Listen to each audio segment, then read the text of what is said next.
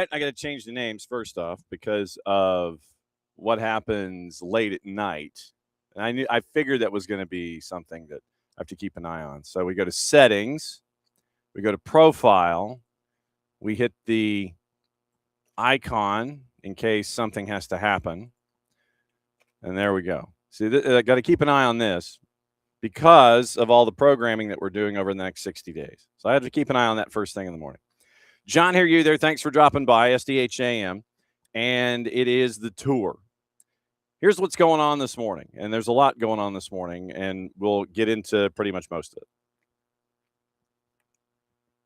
Last night, Canada took on Uzbekistan in the first of two, morning Ricky, in the first of two matches in their summer send-off, even though we're not quite in the summer. So technically it's a spring send-off. And it was kind of a slog. First 45 minutes, it was dead even. Canada scores twice to win it 2-0. There are some concerns. There are some things that need to be addressed. We'll have full coverage of it. Have your highlights, post-match comments from Jonathan Osorio, post-match comments from Jesse Marsh, post-match analysis from our friends at TSN who are hybriding their coverage with One Soccer. So you'll hear from James Duthie, Kevin Kilbane, and Jimmy Brennan. So we'll get into Canada and Uzbekistan, and we'll get into the questions that remain coming up here in hour number one. Also, last night, if you missed it, on Atlanta Soccer Tonight, it was a conversation that Jason had with Jozy Altidore and Jozy's relationship with Sagility and the new Sagility complex that is going to be christened. So it is that conversation as well. So we'll have a little bit of it. I'm not going to play the whole thing. You know, for you to do that, then what you do is you head over to the 92.9 The Game YouTube channel, Off the Woodwork podcast section, and you get to hear the interview and or see the interview in its entirety. So we're just going to play you clips and reference you back to AST and stoppage time, which started in earnest last night. So the rundown of that, just to give you an idea, it is going to be nighttime. It is going to be nighttime listening and viewing mandatory during the tournament, leading up to the tournament, post-match, after the tournament, all the things. So last night, to give you an example, it is a full three-dimensional experience. So what is happening this season and in this next 60 days is it will be a combination of 92.9 The Game live, then 92.9 The Game YouTube channel live the entire time, and you'll have stoppage time added to it if it just goes exclusively to YouTube for this whole three-dimensional breakdown of what's happening. So evenings will end up with combinations of all the things.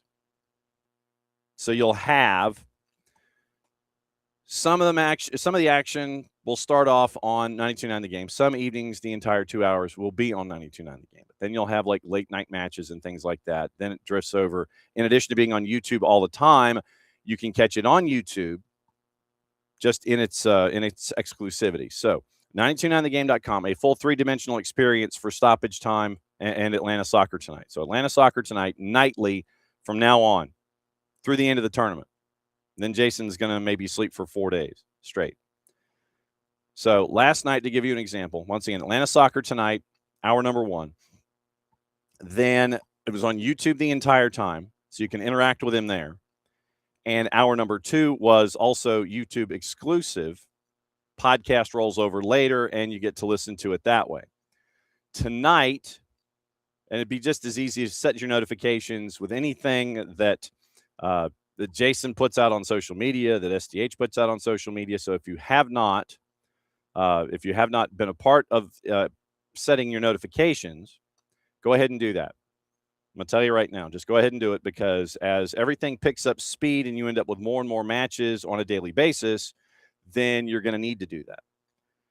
So you can be kept as up to date as possible in the three-dimensional experience that is going to be our coverage here of the World Cup.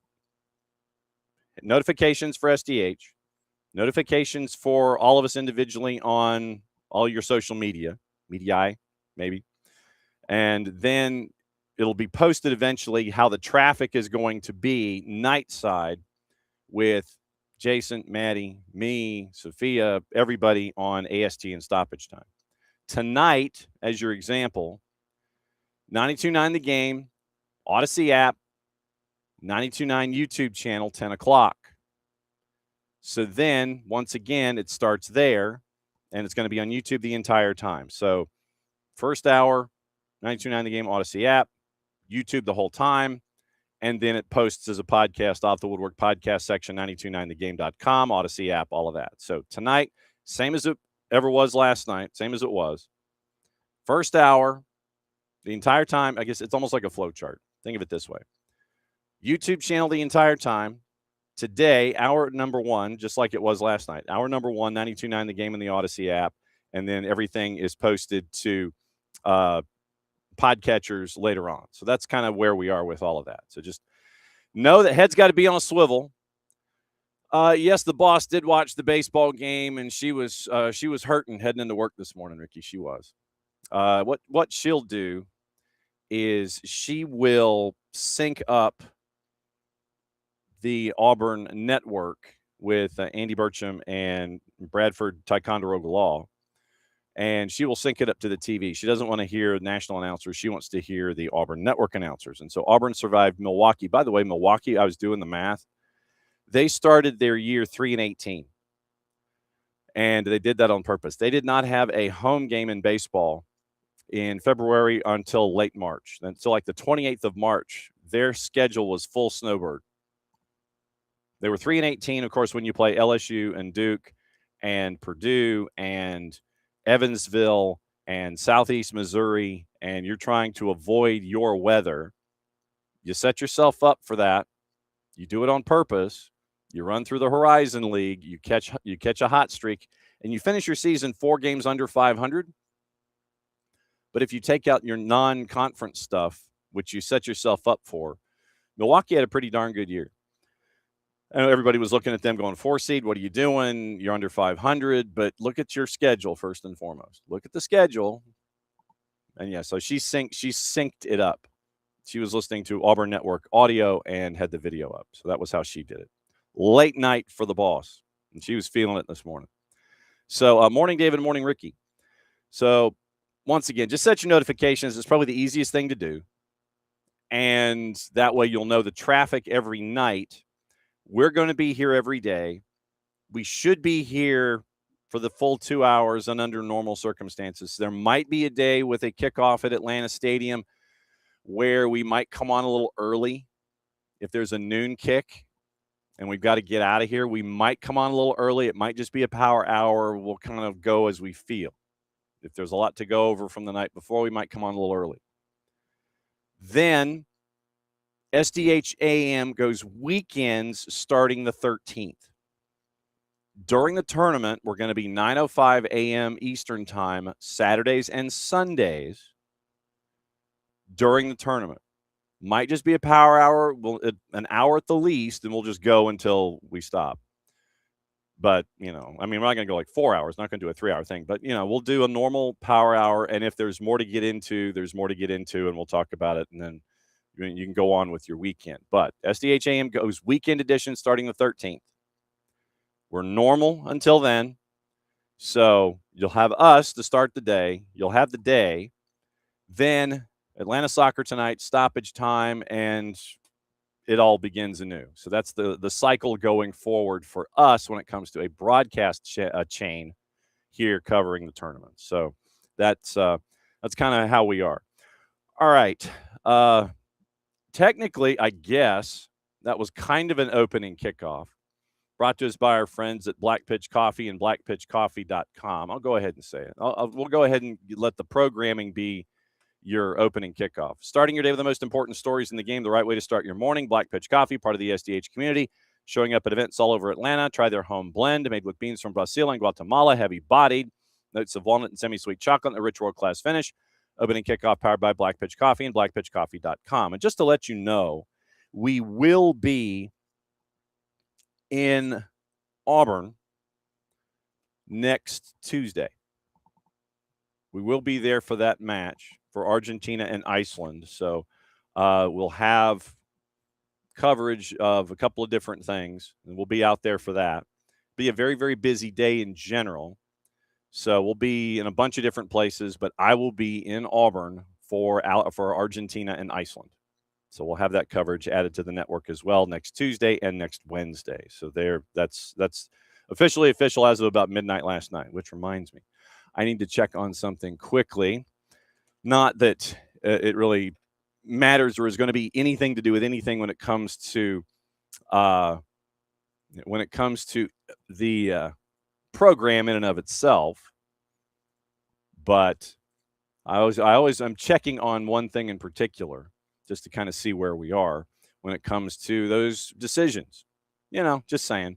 So we'll find out. And nothing changed. Okay, so there we go. All right, so let's get into everything that happened last night to get you ready for everything that is going on today. So last night, the rundown of Canada and Uzbekistan. It was nasty. It was messy with a Y. I know where you were thinking. What does Argentina have anything to do with Canada or Uzbekistan? Nothing. Messy with a Y. Cold, wet, rainy, and I mean nasty rain at points at Commonwealth Stadium. Tip of the hat to the grounds crew at Commonwealth for keeping the surface as decent as you could. But no, it was held up together really well. And it was a struggle for the starting 11 for Canada in the first 45 minutes. Then second half, you got your lineup changes. We'll get into numbers and stats coming up here in just a bit. But you end up with the breakthrough finally. You finally get the breakthrough. Jonathan Osorio, Luke Wildman on the call, courtesy of our friends at One Soccer and Canada Soccer. Picked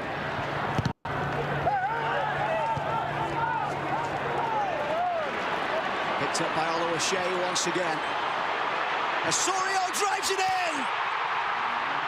Jonathan Osorio with the goal to give Canada the lead in Edmonton. In the same stadium where he made his Canada debut. The longest serving player in the squad. First played for his country back in May of 2013. He is still going strong. He is in the World Cup squad, and he gets the opener here, having come on at half-time. And it's a goal he fully deserves. Lovely work in the touchline there. Oluwaseyi gets space for him. I thought he was going to chop, come back inside, but he knows he's got enough space to get the shot away. Forgot how long I laid that out. Okay, so it was 1-0 at that point with Jonathan Osorio. Then, once again, you have Uzbekistan trying to chase after an equalizer. They did have a couple of chances as the match went along, but late substitution creates yet another chance. Canada gets their second goal on the board later than late. Once again, courtesy of our friends at One Soccer and Canada Soccer. In for Oluwaseyi. It's Tani Oluwaseyi for Nelson! 2-0! Jaden Nelson with a goal! Can he make the World Cup squad? He's made an impact in Edmonton tonight, and Canada will get a victory against Uzbekistan. Well, he's not harmed his chances with that composed finish into the bottom corner. And his whole second half display has been excellent. The way he's found little pockets inside, and he's been a threat all night. Oluwaseyi pressing again, doing ever so well. Schwanner with a simple pass, and he has the awareness, Tani Oluwaseyi, to know that Jaden Nelson's coming on the outside. Lovely little weighted pass. He just strokes it in to the corner. Doesn't try to hit it too hard. Knows that everything's in his favour, just to pass it past the goalkeeper Nematov and into the net. Celebrates in delight, and is that enough to give him that coveted 26 spot that Marcelo Flores unfortunately vacated? Jaden Nelson has done his chances no harm with this performance and goal in Edmonton tonight. And that's the question. With the injury to Marcelo Flores, now what does Canada do with that particular position? What do you do?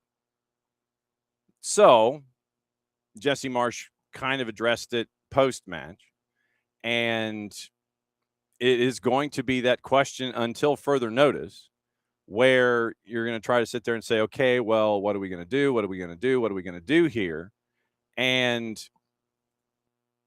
he's navigating, he meaning Jesse Marsh, he's navigating some injuries at present across the board. You have backline concerns. You wonder where Defoe Jarrell is in his recovery. Obviously, you have the injury with Davies.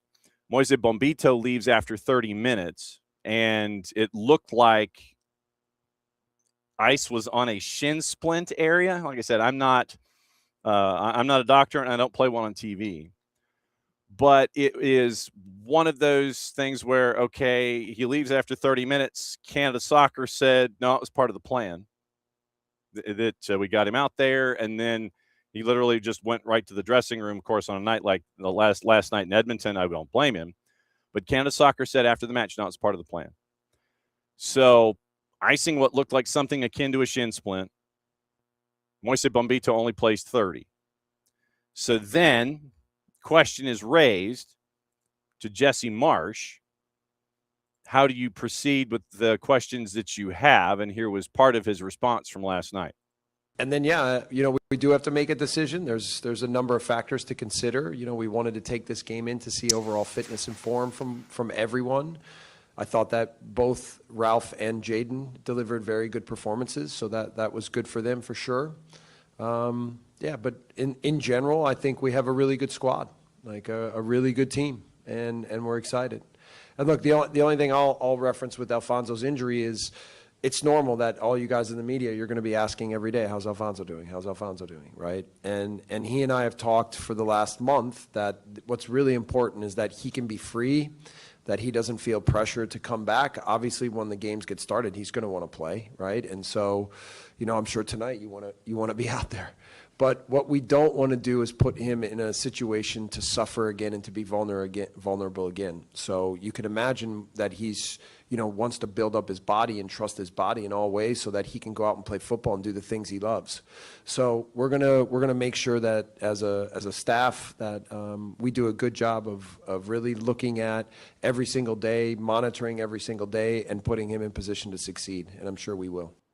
Jesse Marsh, after the 2-0 win over Uzbekistan last night, once again, courtesy of our friends at Canada Soccer, going over the numbers from last night. And we'll take it 45 minutes at a time because, well, actually, tell you what, let's do this.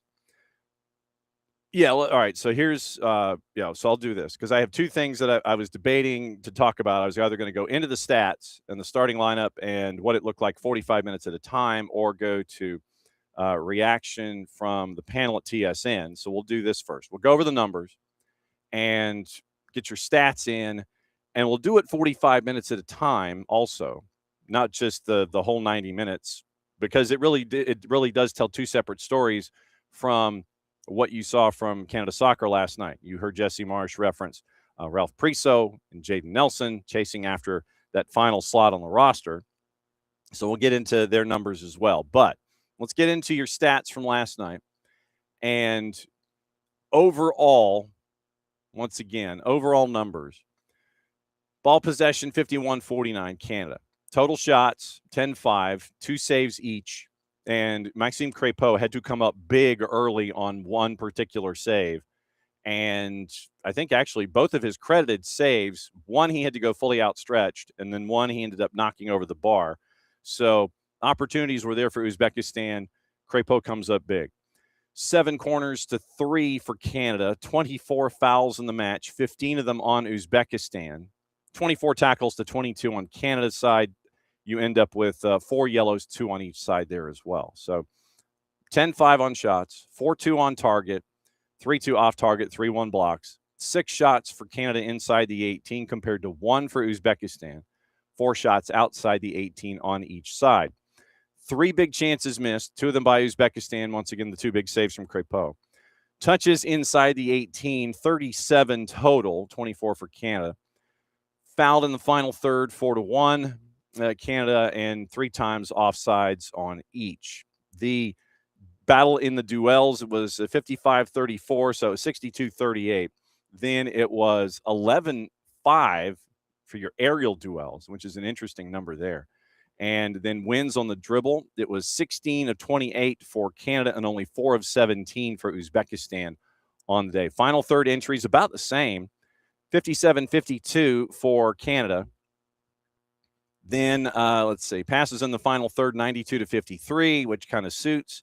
Long balls, 20 long balls connected by Uzbekistan compared to 13. So keep that in mind. Only 1 cross connected the entire evening, both sides. Canada was 1 of 17 on crosses.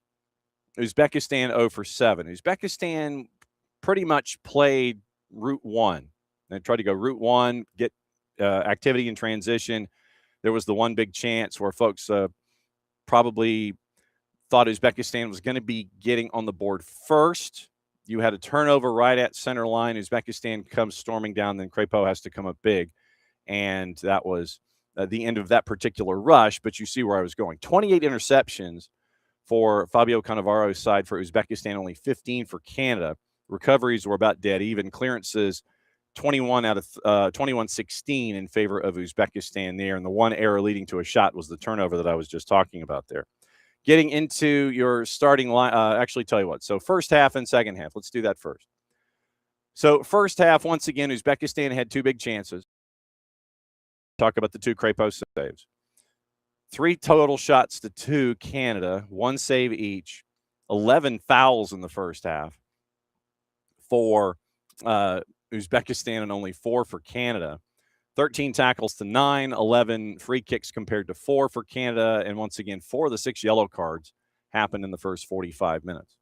So 2 big chances missed, fouled in the final third 4 times for Canada, only once for Uzbekistan. Duels were 63-37, 35-14, and then Uzbekistan won in the air, 8 of the 11 in the first half. And so we get into that. Long balls 9-5 or 9-6 to Uzbekistan, 1 for 8 and 0 for. So it was 1 for 9 in crosses in the first half for Canada, 0 for 8 in the second half in crosses for Canada. Total tackles 13, 9 in the first half for Canada. Interceptions, once again, speaking to the defense that Fabio Cannavaro has been teaching, 13 interceptions to 4. They had more recoveries. They also had more clearances in the first 45 minutes. So that was first half numbers. Then how did things change in the second half? Total shots 7-3, pretty much flips on itself. Canada total shots 7-3, 1 save each side, 9 fouls, 5 to Canada, 4 for Uzbekistan, 13 tackles to 11 Uzbekistan. No yellows in the second 45. 1 big chance scored, 1 big chance missed, both Canada, 2 offsides on the board. Then your ground duels 50-50, aerial duels 3-2. Canada wins on the dribble, 5 opportunities to 2. Defending, once again, Uzbekistan had more interceptions, couldn't do anything with it. They also had 2 more clearances at 10-8 and more tackles along the way. So Uzbekistan, I think that we can look at them and go, okay, they're going to be sound defensively in the tournament, but they've got to be clinical and put their shots in the net. Because if they don't, then you're going to be chasing or face the prospect of chasing like you did last night. Total shots, second half, 7-3 Canada, 3 on target to 1. So, looking at the lineups, and Uzbekistan, by the way, did come up with their 26-man squad for the World Cup after last night. So that came out this morning also. Starting lineup, Crépeau, Richie Laryea, and the Uzbekistan, both fans and players, ended up not being fans of Richie Laryea last night either. Laryea, Cornelius, Bombito, Alistair Johnson, your back 4. Miller, Kone, Eustachio, and Buchanan, your midfield, and then Kyle Larin and Jonathan David up top. For Fabio Cannavaro, Nemitov in net, left to right, back line of 3. So 3-4-3, 3-4-2-1, however you want to play it, until the whistle blows. back line of three, Ashurmatov, Abdullayev, and Husanov. Husanov had the highest grade in play for a field player. Midfield four, left to right, Nasralayev, Shukurov, Kamrabakov, and Safiev. Then your two attacking midfielders, your drifted midfielders ahead. It was Uranov and Ganiev, and Shamuradov was up top. So highest numbers when it came to our friends at SofaScore. The keepers came up big on both sides. Crépeau actually had the best number for a Canada player last night. And Nemetov was second for Uzbekistan behind Husanov, who had once again the highest rating for a field player at 7.1. So just to kind of give you the numbers, Abdulkadir Husanov on the night defensively, 16 defensive contributions. Now you can see why he was the top-rated player. 4 of 6 on tackle, 7 picks, 3 clearances, 10 recoveries, 8 for 9 on his duels, and 1 time dribbled pass. Now you see if you haven't had the chance to see him with Manchester City, now you know why he's as vital as he is. On the dribble, 79 touches, total carrying distance just under 124 meters, 13 carries, 1 progressive. The 1 progressive carry was for 38 meters. Passing numbers, 50 of 58, 86%, 40 of 44 in his own half, had the 1 long ball completed as well. And then when it came to offense, did not have anything from the shooting perspective for Abdulkadir Husanov. And so that was why he was the highest rated player for Uzbekistan last night in Edmonton. Their roster, by the way, now officially official. In net, Yusupov, Ergashev, and Nemetov. So Nemetov last night once again reinforced his selection to the roster. Defenders, Husanov, Alizhanov, Safiev, Ashurmatov, Nasralayev, Ishmuradov, Imasaliev, Orosov, Karimov, and Abdullayev. So most of the starting lineup once again last night, part of the defense crew for the 26-man squad. Midfield, Moskovoy, Shurikov, Iskandarov, Hamrabakov, Masharipov, Ganiev, Esanov, and Fazulayev. Your forwards up top, Shamuradov, Sergeyev, Amanov, Ornov, and Hamdamov. So that is your 26-man roster for Fabio Cannavaro. That was announced this morning. So they are now officially official with their 26. So for Canada, highest numbers went to Crépeau, obviously in net, but your highest rated field player was Derek Cornelius. Gave you 70 minutes. And he also had a yellow card, so it would have been higher than it was registered at the end of the night. He finishes with a 7.2. You had 3 players with 7s, and you had 1 with a 7.1. So Cornelius, highest rated field player to 7.2. So ratings break down for Derek Cornelius. 1 defensive contribution, a clearance, a recovery, 4 of 6 on his duels with a foul. On the dribble from his center back position, 61 touches, 2 successful dribbles, fouled twice, carrying distance of 111 meters, 17 carries, and total progression of 9. Then passing for Cornelius had 47 of 52 passing at 90%. 21 of 24 in the opposition half, and he also was completed 4 of 5 long balls on the night. So Derek Cornelius had that, and obviously no shots on target. So that was the highest rated player for field players for Canada.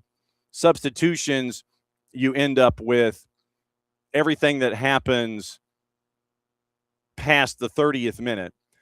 Defougerol came on as the substitute for Moises Bombito. Nico Seeger came in for Richie Larea. So Bombito and Larea, they give you 30. Dane St. Clair came in at halftime for Crépeau.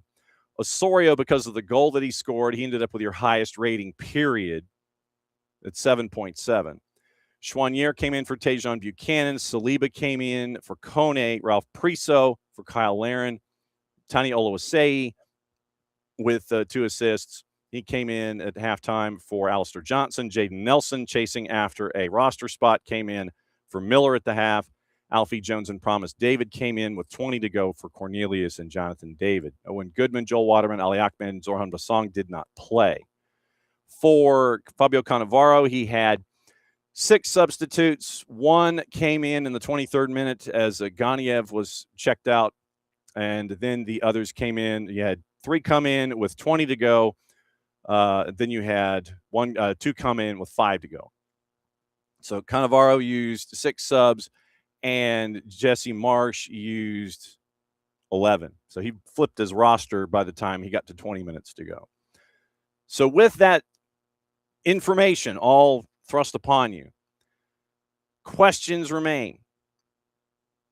That's why I wanted to look at things 45 minutes at a time. Part of the post-match analysis was on that very question of, okay, so we saw the first 45, then we saw the second 45. What do we take from all of this? Looking at it are our friends from TSN, and you're going to hear the voices of James Duthie, Kevin Kilban, and Jimmy Brennan discussing how you had a starting 11 and your subs ended up being better and better for you when they came in. So once again, courtesy of our friends at TSN, here's some of the questions going forward. It's hard to evaluate, but you're right in terms of the subs that came on made an impact, almost playing in Jesse Marsh fashion football. That's how they played. They passed forward, they ran forward quickly, they were very good in transition, Jim. There was a lot of positives around the second half, particularly guys that's on the periphery, certainly guys that you wouldn't necessarily think are on the starting 11, like Jonathan Osorio, but in the squad. Guys that's not even in the squad presently, like Ralph Priso and Jaden Nelson, both making an impact on this side. I think Promise David come on, I know he had a goal given offside. Tani Al-Washay coming off the bench and having 2 assists.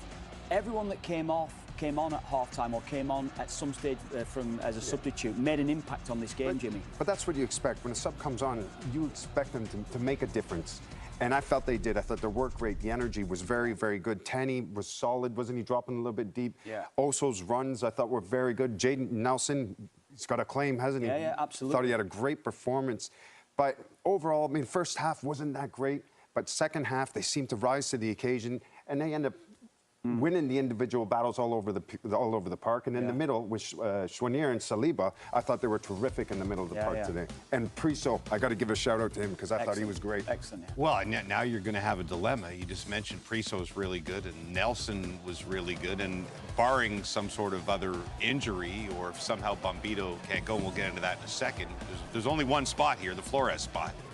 No, you're absolutely right. And everybody would probably look at that and think, okay, no. Who is that though, Jimmy? That's the thing. Is They'll it be Jaden thinking maybe Nelson that's now that's Jaden played Nelson himself now. into it yet? Maybe it's Jaden Nelson. It's a like-for-like swap. But then again, you've got Priso, who you know can play center back, can play in the middle of the park. He's a lefty and can play left back now. So it's another individual that can play all over the park. Yeah, and I just think to your original point that you've made there, James, about how we're going to evaluate this game and how we're going to see the first half and the second half, there are a lot of question marks over all those injured players and games that haven't got a lot of players that haven't got a lot of game time, like Derek Cornelius, Moise Bombito. These guys haven't played any football recently. So that is where I would evaluate to say they didn't look right. And I know we're going to evaluate Moise Bombito. We're going to look at it to see the full extent of how this injury is going to go. But it's not a good sign when you've not played for such a long time and you're hobbling off with an ice pack on your shin. After 30 minutes. 30 minutes, yeah. Was that scheduled? I don't think it was. Canada Soccer later said that to Kevin Kilban's concern, it was part of the plan. Let me get to the phraseology here of Moise Bombito and his injury. And from all indications, they were like, nope, part of the deal. That was what we anticipated. So it was part of that growth pattern that we're seeing. You're coming back from injury and you're having to lay it all on the line for everything. So that was the biggest thing. You're looking at the injuries and recoveries and all of what we saw, and literally in the match, it was posted that nope, part of the deal. After the match, by the way, Matthew C. and Itty, who we will hear in just a sec with his post-match on-the-field interview with Jonathan Osorio, Bombito was walking with the team. He did not have the ice pack on the shin that he did as he was walking off the field when he was subbed. CANMNT basically said no ice, no noticeable limp. And so that was, and there's the video of Bombito there, and literally he's just kind of sidling and walking through and everything, and going to go say hi to the Ultras in the end zone in Edmonton. So no limp, no ice pack after the match. But after that 30 minutes, obvious concerns were there. It's like, hey, why is he being removed? And you end up with all of these concerns. But after the match, no new injury, quoting Canada Soccer, no new injury, removed by design as part of the original plan. And that was what they said after the match. So injury, you got to keep an eye on Bombito. Now you got to wonder what you're going to do with the Flores spot. Is it Jaden Nelson? Is it Jason Russell-Rowe? That's the larger points to kind of sit here and figure out what you're going to do when it comes to this roster. Alphonso Davies, after the match, to the assembled media, was asked about his return to play timeline.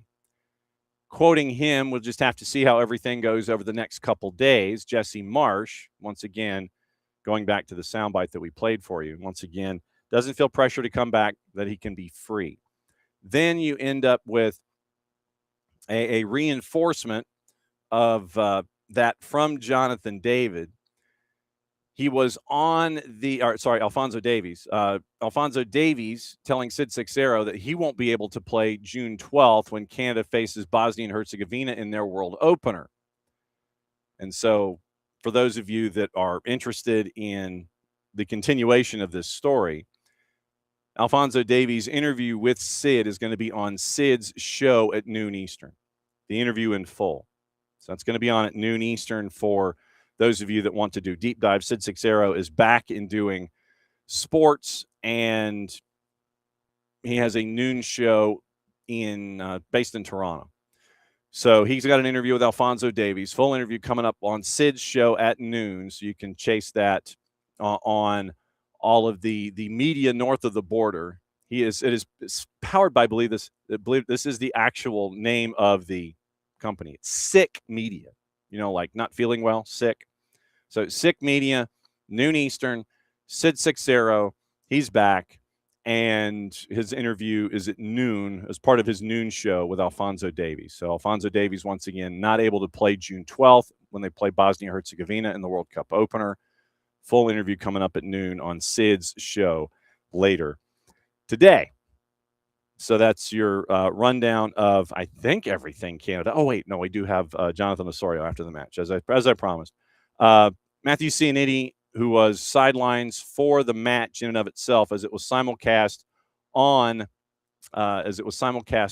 both One Soccer and on TSN. CANMNT caught up with Jonathan Osorio on the field after the match, once again, courtesy of both of those networks and Canada Soccer.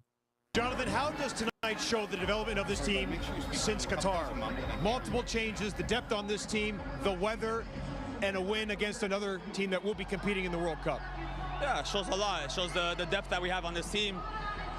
Anybody could come in and do the job at any point. The resiliency under the conditions, playing in front of our home crowd and giving them something to cheer about, all those things was very good today. And we're happy to have put a good performance out for the fans.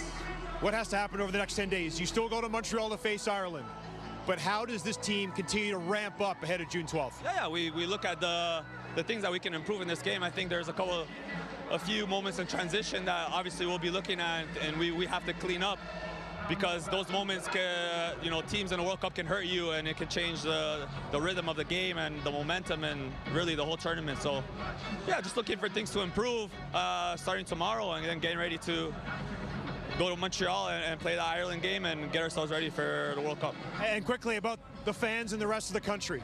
It's not a great night tonight, but there are 45,000 people here. What does that say to this team? How much does that mean to this team ahead of a home World Cup? I mean, it means everything. Honestly, we're not surprised. The crowd here in Edmonton showed out a few years ago in a blizzard. So I'm not surprised. The fans here are amazing. They showed out for us, and we need them. We need the country to get behind this team. It's the biggest sporting event in the world, and there's no better exciting time in the program than now. So yeah, we need the whole country to get behind us. Thank you, Jonathan. Thanks, Eddie. So that was Jonathan Osorio and Matthew Shinetti from TSN/One Soccer/Canada Soccer.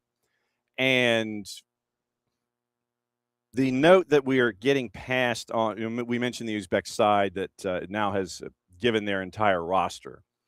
It is apparently that Ganiev, when he was pulled out in the 22nd minute, Azizjan Ganiev suffered an injury replaced by Fazulayev. Midfielder's injury, the extent of it has not yet been reported. Still, when you go back and look at Uzbek sources this morning and Uzbek news reports, there has been no update on his condition, severity, what have you. So that's the biggest thing. After 22 minutes, basically took a knock, pulled out, safety. Fabio Cannavaro does that, and there you go.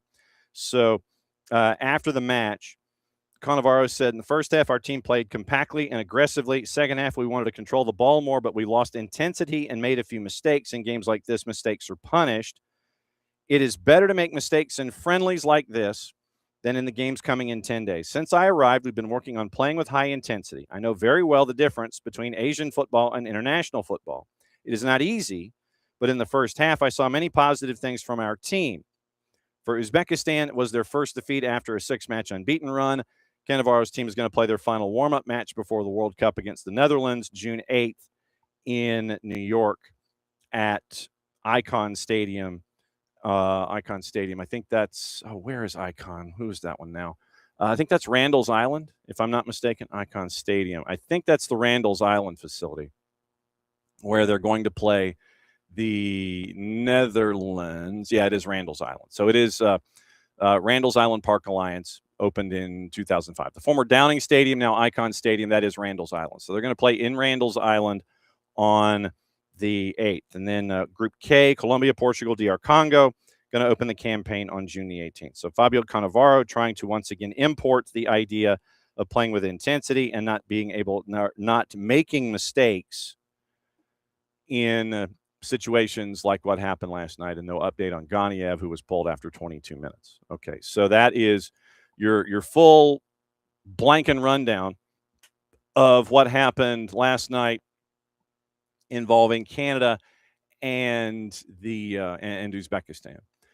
There's a lot to ingest there, I know. And as one of the host countries, I thought it was important to keep an eye on them as much as we do the United States, and as much as we will with the El Tri. So anytime something like this pops up, we're going to keep an eye on friendlies. We're going to keep an eye on news. We're going to keep an eye on all the other cup dates and let you know what else is going on when it comes to the hosts as we go forward, since we're only 9 days away from the World Cup.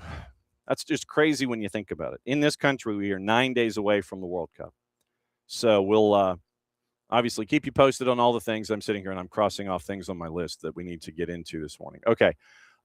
Last night, if you missed it, Jason caught up with Jozy Altidore, and it was a really cool interview that they were able to do because Jozy was at Sagility, a new training facility down in Fayetteville.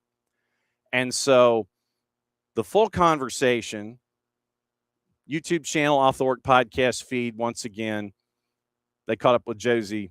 So full conversation is later today on the SDH YouTube channel and Off the Woodwork podcast feed. So you get to listen to that in full later today, SDH YouTube channel, Off the Woodwork podcast feed, 92.9 The Game, and it's worth your time. Pulled a couple of clips for you. And where Jozy Altidore is knowledgeable of a few things when it comes to playing for your national team. One question was asked about the emotions attached to being a part of a World Cup roster. And so here was that Q&A and that back and forth with Jason and Jozy Altidore.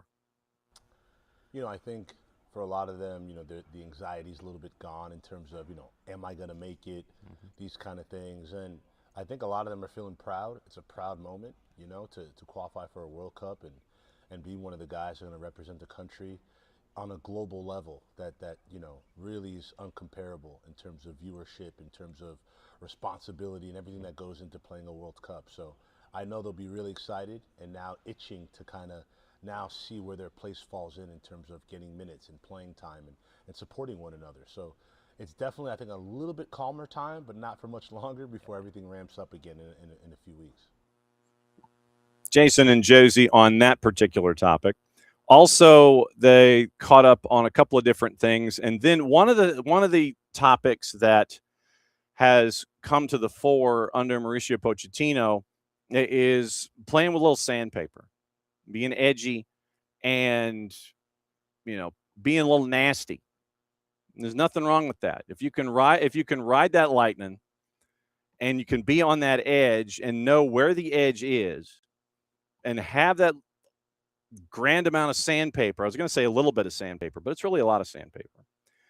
If you can have some sandpaper with you and you can sit there and make sure that it's part of your game, but you know where the edge is and you don't go over that edge and have that chip on your shoulder the entire time, how beneficial it can be for you. Jason and Jozy addressed the idea of being nasty. Once again, nothing wrong with that. Here's that soundbite. It's been cool talking to the guys this week and everybody kind of getting into the idea of we don't have to be the nice guys anymore. And it feels like Mauricio Pochettino is kind of putting that into them. You can be nasty, you can be physical, you can be aggressive. Do you like hearing that? I love it. I love it because it's a maturation of a cycle, of a program. And I think for a long time our program has probably been nice in terms of how we played, in terms of, there's a bit of a tenacity, a bit of a nastiness that I think some of the best teams have. And we've seen that develop, but I think this group is really taking it upon themselves to kind of go out there and be, unforgiving in the way they approach the game and the way they, approach, being physical with opponents. And I think you need to do that if you want to continue to grow to the next level. Jozy Altidore discussing being nasty. There's nothing wrong with being nasty. Like I said, if you can ride that lightning and you can understand where that edge is on a match-by-match basis, and you can figure out, all right, I can be here, I can do this, I can be over here. This is too far. It's literally, it's like Goldilocks and the Three Bears. It's like, this is good. This is, this is too soft. This is too hard. This is just right. It's finding that third bed in the house of the Three Bears. This is too nice. This is too nasty. Let's be nasty. So it's finding that third bed in the Bears cabin, and trying to get that. And then one of the perpetual lightning rods for U.S. soccer is Christian Pulisic. Jozy Altidore has been that lightning rod. He knows what it means to be the center of attention, whether it's on the field as that power forward where you're going to get bracketed, you're going to get double teamed, that you're going to get, all the attention. Ball's coming from the back, you're posting up, that folks are going to be beating you down to make sure that you don't get any kind of contact and get any kind of an opportunity. Christian Pulisic is that guy now. Going to get bracketed. Number one, everyone's chasing after him. Everybody wants to knock him down, make sure that he doesn't get on his game. So Jason asked Jozy about Christian Pulisic under Mauricio Pochettino, and here's his response. There's going to be a lot of focus on Christian, obviously, being a face of the team and having a lot of pressure on his back. What is that like? Yeah, it's really hard to explain, but I think once the games start going, all that goes away, right? After 10 minutes in a game, when you're trying to figure out how do I break down the game, that stuff starts to subside. And I think for Christian, it's normal. He's been dealing with it since 16, 17 years old. And oddly enough, I think when it starts so early, you become kind of numb to it. Obviously, you understand the expectation, but I don't think he's worried by it. And if anything, I think more importantly, it's the guys that in and around Christian that are going to be really important for us. We need guys to kind of, at this tournament, play to their potential in the sense of, being aggressive, being tough to play against, creating chances for themselves and other players. So I'm really excited. I think when I was able to see the group and meet the players, I saw a lot of upbeat, I saw a lot of focus, a lot of positivity, and a lot of concentration, which you need with a lot of things going on in a tournament like this. Full conversation once again, Jason and Jozy. That is, once again, because Jozy is in town for Sogility, new training facility down in Fayetteville. Full conversation once again later today, SDH YouTube channel, Off the Woodwork podcast feed, 92.9 The Game, and it is definitely worth your time. All right, got to get into the rumor mill. Got to get into what to watch, where to watch it, how to watch it today, because once again, you are in the idea of all of these friendlies, send-offs, etc. And so today, once again, keeping an eye on a bunch of friendlies. You've got a bunch of tune-ups that are going on. 2:45 Wales and Ghana, that's on FS2. Fox Deportes this morning has already started the Reveo tournament. That's the U20s. China and DR Congo are underway on, actually, tell you what, why don't we do this? I'm going to go over here and see what the score is in the Reveo tournament. I'm guessing that we are early second half, and we're in a commercial break. So I'll let you know what's going on there. So 12:30 in the Reveo, it is Saudi Arabia's U23s taking on Colombia's U20 side. And then tonight, Haiti and New Zealand at 8 o'clock, international friendly. That, once again, is on Fox Deportes. Fox ONE is simulcasting as well. And so that is what you're staring at today. And then you might have folks who are going to be dialing up pay-per-views and things like that. So it is a light schedule when it comes to friendlies. But you've got the Reveo tournament here in the morning and in the early afternoon. Wales and Ghana 2:45, Haiti and New Zealand tonight. That is what's on your favorite streaming devices, your over-the-airs, and all of that. Once again, the what to watch, where to watch it, how to watch it, brought to us by our friends at Fanatis, fntz.co/soccer down here. That link is important because it helps us out, it helps you out, and it helps them out, because it adds to all of your streaming adventures and things that you have going on right now. And if you thought you had all the streaming platforms that you need, you don't. With Fanatis, you get all the BNs, and I mean all the BNs, which means you get French League in season, Turkish League in season. You get the Polish League in season. And that went down to the last day to figure out some of the machinations that are attached to it. So there's that movement that is there with Fanatis. You also get a lot of the A and B divisions in countries that are in South America that you might not have had access to before. Liga 1 Max Pro out of Peru. TVV out of Venezuela if you want to have it as an add-on. If you have a cable system here in SDH HQ and you have the Spanish, you have the Spanish-speaking package, you have the Hispanic package, you can have TVV already. But if you want to have it as an add-on at Fanatis, you can do that. You've got CDO out of Chile. You have, like I said, a lot of the A and B divisions elsewhere in South America. You have Teisei out of Argentina. Teisei is turning into a must-watch because Teisei, if you didn't have it just for your World Cup coverage, Teisei in general, with what they do out of Argentina, is fantastic television. And they have gone full bore into covering the Argentina national team. I know that's a shock to you. Messi's plane shows up in Kansas City, and you have the chopper shot from, I want to say it was the NBC affiliate, showing Messi's PJ, showing Messi's private jet landing in Kansas City. Teisei is on top of it. Teisei is on top of everything Argentina in Kansas City. So if you want to keep an eye on everything with the Albiroja, you can do that through Fanatis and through Teisei. There's a lot of other stuff that they do. Like I said, Copa Argentina is there with Teisei. They do a lot of great wraparound programming. Their sports centers and their pundit programming do a lot of top tens. And it's an absolute blast to watch Teisei as they cover Argentina here in the World Cup, because they're in Kansas City, and I don't think they're leaving anytime soon unless they're going to go follow them for matches. So that's what you get at Fanatis. fntz.co/soccer down here. Copa Libertadores, Copa Sudamericana. We're down to the round of 16. If you missed the Soccer Metrics Copa Libertadores show, Howard Hamilton has your wrap-up of all of that, but you can watch the matches live on Fanatis through BN and through all the channels that are there. So that is what you can get out of Fanatis. That's what to watch, where to watch it, how to watch it. Once again, fntz.co/soccer down here. Now, kind of rolling into the other news of the day.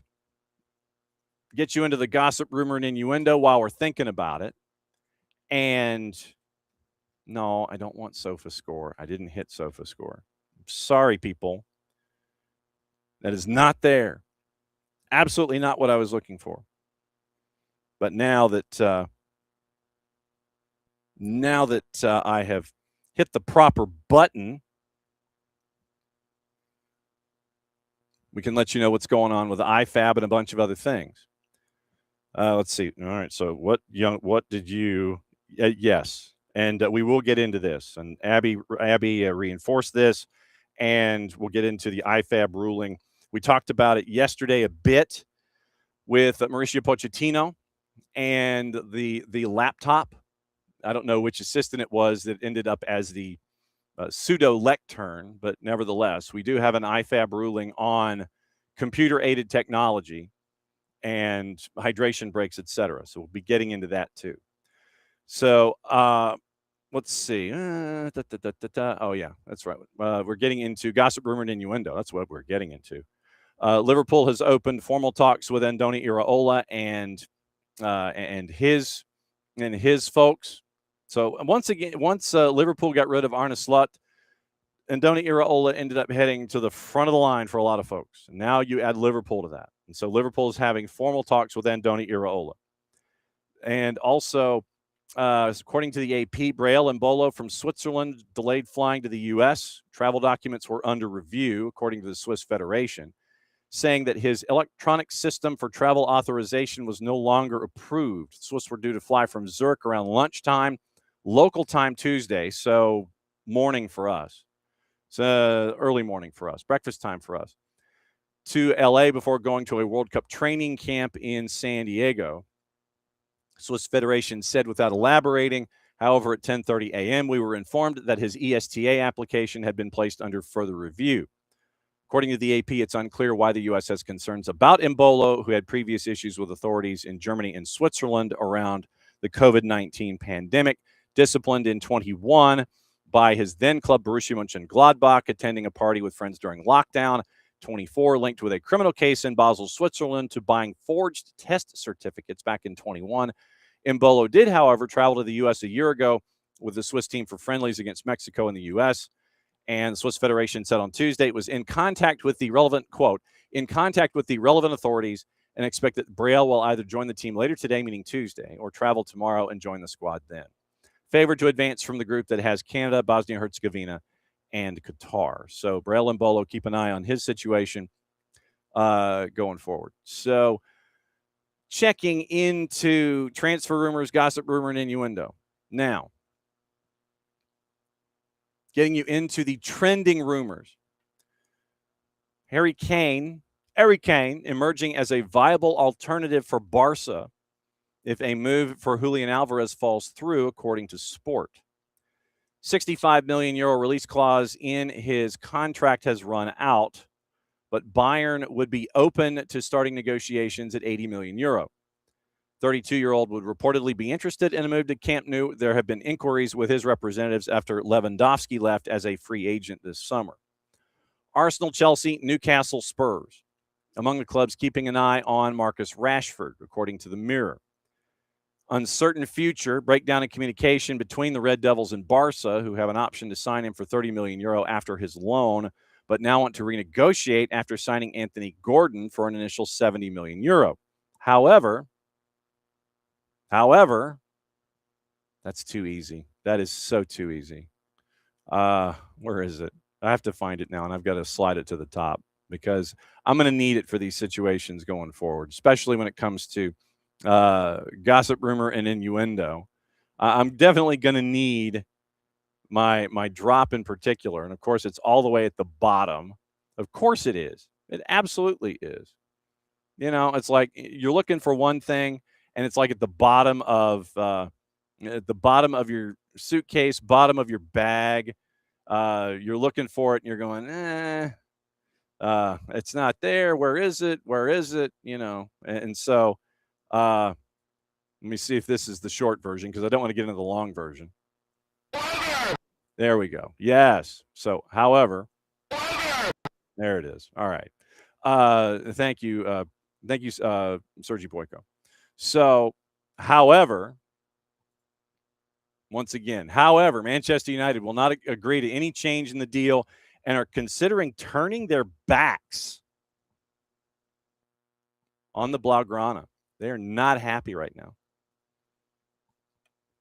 Manchester United Arsenal asked for information on AC Milan winger Rafa Leao, according to Nicola Schira. Ready to leave the Rossoneri during the summer transfer window, despite his contract running until 28 and a release clause of €175 million. He would like to play in the Premier League, even so no offers have been made yet to sign the Portuguese international. We do have action up and running. It looks like second half of the morning session. Oh, we're showing highlights of the first half. So we have not yet come back out for the second half. So we're just showing a bunch of edited together highlights from the first half. So no offers from the Premier League on Rafa Leao, even though it looks like he wants to leave.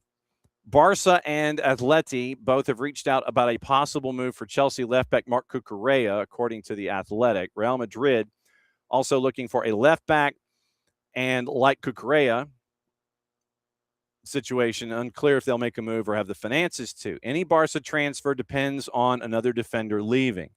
Cucurella, high on Atleti's wish list, willing to leave Stamford Bridge after a frustrating season. Chelsea finishes 10th. Blues are relaxed because he's got 3 years left on his deal.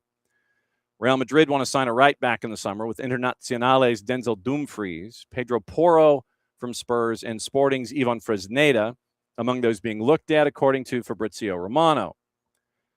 Elsewhere, Sport has suggested Dumfries, who has a €25 million release clause that activates in July, was also mentioned informally during a meeting between Barca and his agent Ali Barat, although the 30-year-old isn't a priority for the Blaugrana, and a move would only be possible if Jules Koundé leaves.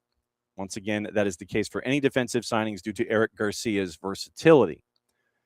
Mikel Arteta wants to sign Matheus Fernandes, but the deal would cost £80 million. That's from the Times. Atleti have inquired about Galatasaray striker Victor Osimhen, who is also a priority for Manchester United. That's from AS. Bayern Munich and PSG have both made inquiries about Arsenal winger Gabriel Martinelli.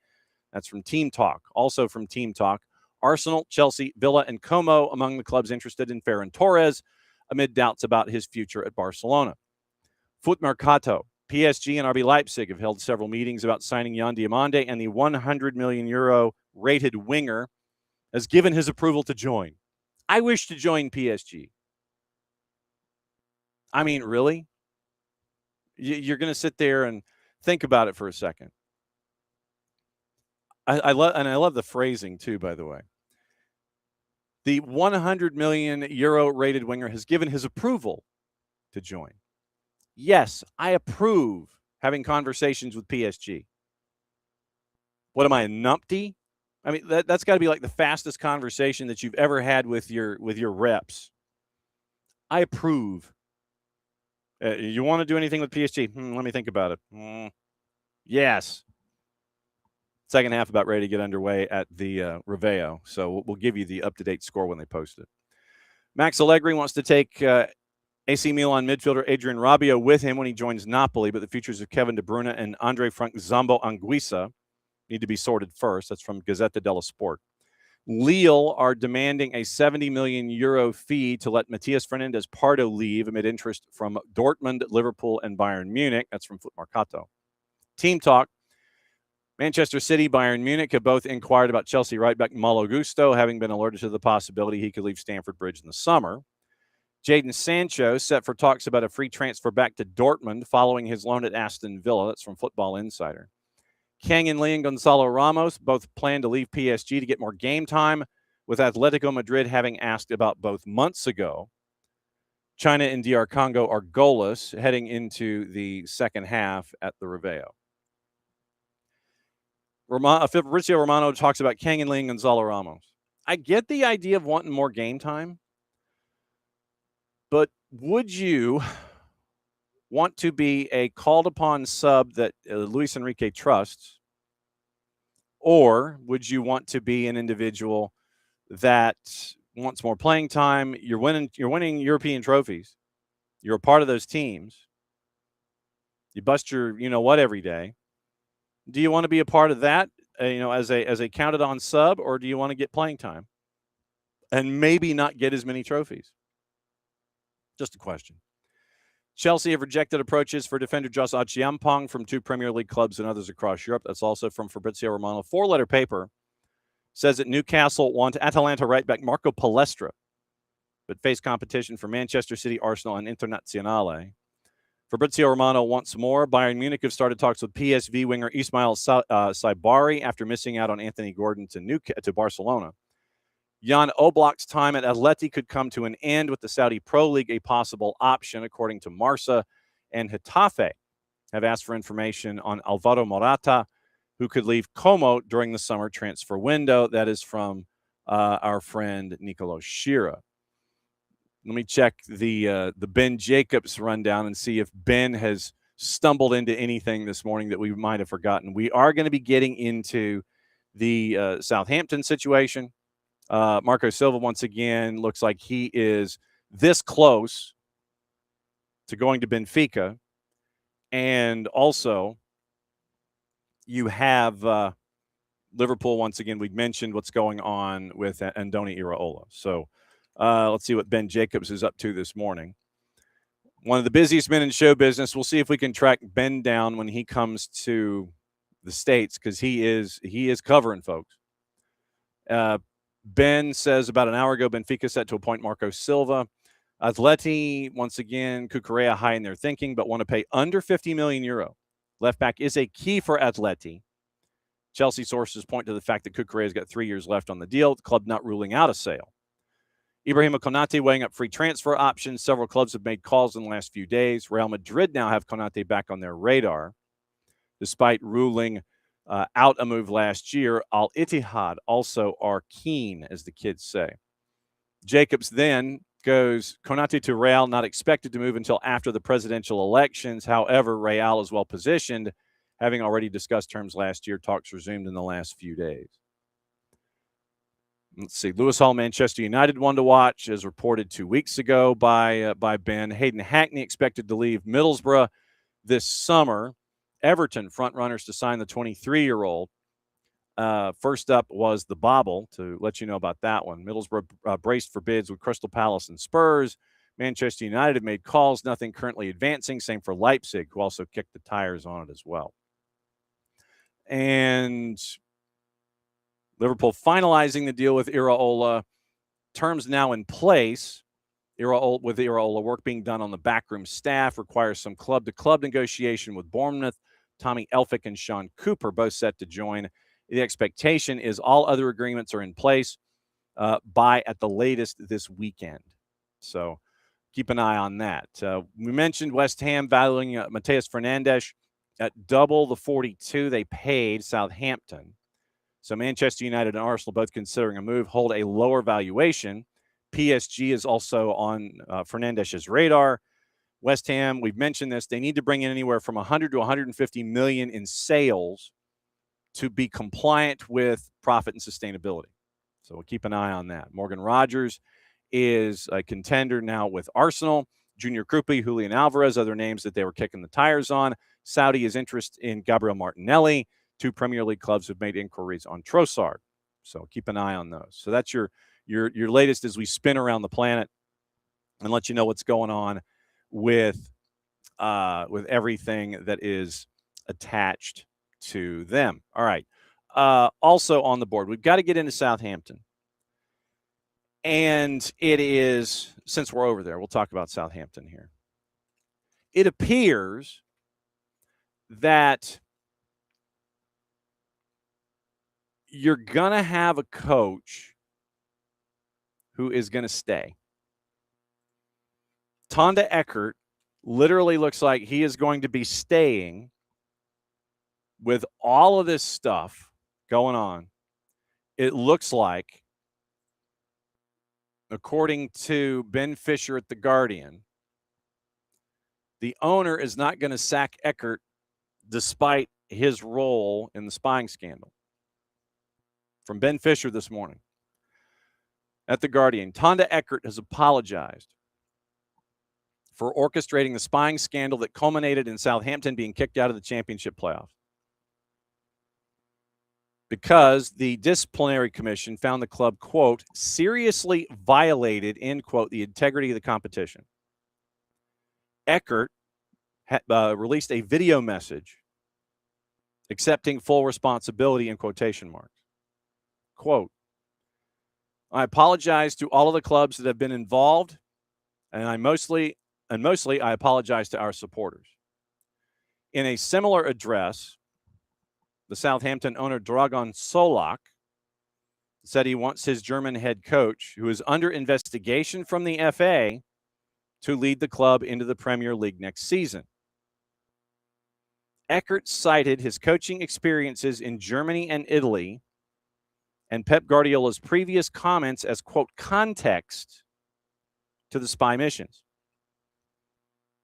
Once again, and we went over this yesterday, the timeline that Dale Johnson has and the responses in the Dale Johnson article. And we'll go back and we will have the Dale Johnson article and what the Disco found with this. We'll go back and we'll compare the two here in a second. Eckert ordered analysts to observe Oxford United and Ipswich Town during the regular season. Sent an analyst to Middlesbrough on the eve of the playoff semi. In Germany, Eckert worked for Bayern, RB Leipzig, and Cologne. Italy, he worked at Genoa alongside Southampton's current sporting director, Johannes Spors. Quote, when I worked in Italy for over 4 years, every starting lineup that we've chosen for the games was always out in the media before games. And the reason is our training sessions, especially the ones before games, have always been observed by media from our opponent teams we came up against. Guardiola has spoken about this in his time at Bayern Munich, that it has been common practice in Germany to observe training sessions, knowing that other teams would do the same. In April, the panel found, the disciplinary committee, the independent commission, found that an intern was asked to surveil Ipswich while they trained for a fixture at Southampton. Intern said he was told, quote, the boss is adamant that someone needs to go, but he didn't want to take on the task. An academy analyst was chosen instead and recorded footage of a session. Eckert said the reason for spying on Oxford because he wanted to establish whether they would shift from a back five to a back four, and Middlesbrough to ascertain whether Hayden Hackney would feature. Eckert said none of what has happened had any effect on the sporting performance.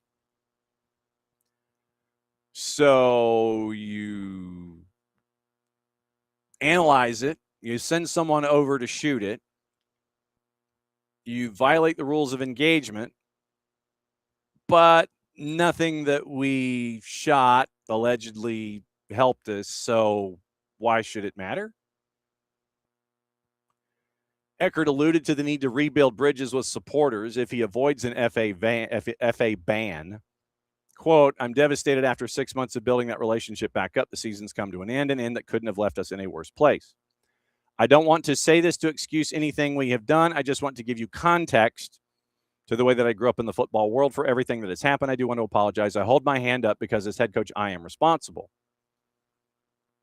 Solak said he wants to close the chapter, look ahead together as one, including Tonda and his staff. Tonda's period as a head coach has been a success so far. Our form during 26 has been remarkable. We believe he's the man to take us forward. As a board, we're fully behind him. Together, we have only one objective. We want promotion back to the Premier League. So, your owner, you're happy with what he did. The WhatsApp messages that were revealed yesterday, Dale Johnson and Dan Roan of the BBC. The punishment, Southampton's conduct described as contrived and determined plan from the top down. Eckert approved it. WhatsApp messages in the league arbitrations panel report show how it was orchestrated. Junior analyst goes to see Oxford United train. Sent a message saying I really didn't have an option. Sent details from the session back to his boss, got a WhatsApp reading, "You legend, manager loved it." Second time when he's supposed to go to Ipswich, he was concerned. Boss is adamant someone needs to go. Another analyst at the club sent a message. Document goes on to explain how the intern caught by staff at Middlesbrough reveals how Southampton was accused of spying while he was still on a train coming back from Middlesbrough. And Southampton then tried to delete images of the intern from the internet, specifically his LinkedIn profile. And so you, on the 12th of May, actually, let's go back. May the 7th, the EFL begins the investigation. On the 8th, EFL charged Southampton with spying. On the 9th, goalless draw at Riverside. Borough's boss, Kim Hellberg, accused the Saints of trying to cheat and says every club in the championship should be angry. Hours before the second leg on the 12th, Saints requested more time to conduct an internal review. Then the team beat Borough in extra time to reach the final on the 23rd. And then remember all of the stuff about, well, the play-in may not happen because it's all under investigation. Southampton appealed the eventual decision, unsuccessful. They say it's an extremely disappointing outcome. Contrived and determined plan from the top down. WhatsApp messages June 1st. Eckert placed the interns and the junior members of staff under extreme pressure. Then you have Dragan Šolak telling the BBC he's not going to sack him despite the mistake the head coach made when authorizing the spying. I'm a young coach, Eckert says. It's an 8-minute video. It's released by Southampton. It's out there. I've made a mistake, and I take full responsibility. But then you had your legal representation want to sit there and go, well, what about Leeds? It's not the same thing. And you end up damning the Southampton conduct, also because the club initially provided misleading information. Basically, when you were first asked about it, did you break that? No. Well, who did? Dog did it. I mean, you remember when you were a kid, something breaks, you either blame your younger brother, which is probably more accurate in this case. You know, the real expensive vase or the lamp, you knock the lamp off the table when you're horsing around. And then magically the lamp breaks. Parents come home. Who broke the lamp? You're the older brother. You point to the younger brother. He did. Younger brother's looking like, I didn't do it. You both get in trouble anyway. That's what happened here. Tonda Eckert sent an intern to shoot video inside the window that's allowed. He gets caught the third time that they do it. Just happens to be heading into a very important playoff fixture. Then the club's asked about it. Hey, did you do it? And Tonda Eckert blamed the younger brother for breaking the lamp. They said it was a very junior member of the analysis department, not instructed by any members of senior club staff. That is what they said. Now, we didn't tell them to do it. That's what they initially told the panel. Then they added, Southampton did, in the panel discussion, or the Q&A, no footage was captured, transmitted, shared, or analyzed, and that senior execs and the first team manager have not endorsed this. Then the EFL comes back around and went through the discovery phase. And they got the emails, the messages, the phone calls, the analysis, bank and credit card statements for the junior analyst, intern, and the club. So discovery phase came back and bit Southampton. I was just a very junior member of the analysis department. And he wasn't instructed by any members of the senior club staff. For the record, I think it's safe to say that this junior analyst's career is over. If he wanted to do anything, he's not going to be able to do it anymore. I mean, and think about the black cloud that is going to be over that young man because he felt that he had to do it under the pressure of keeping his job. There were points that were made in the investigation that he felt uncomfortable doing it. But he wanted to keep his gig, did it, sent video back, team loved it. Then Southampton tells the arbitration panel, no footage captured, transmitted, shared, analyzed, senior execs and first team manager have not endorsed this, which was a fib. That was not accurate. 4 days later, after they said that to the league arbitration panel, they apologized. They came back and admitted that the trip was, as the panel's report describes, carried out at the request of Mr. Eckert, Tonda Eckert, the head coach. He requested it. Tonda Eckert comes out today and says, well, because of how things were in previous jobs in Europe, it's what we did. But in England, it's not what you do. Within the 72-hour window. 48 hours away, you did. Then Southampton tried to obfuscate the situation. No, we didn't approve it. We didn't look at it.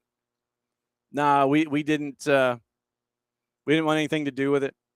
We didn't endorse it. We didn't do it. We didn't say it.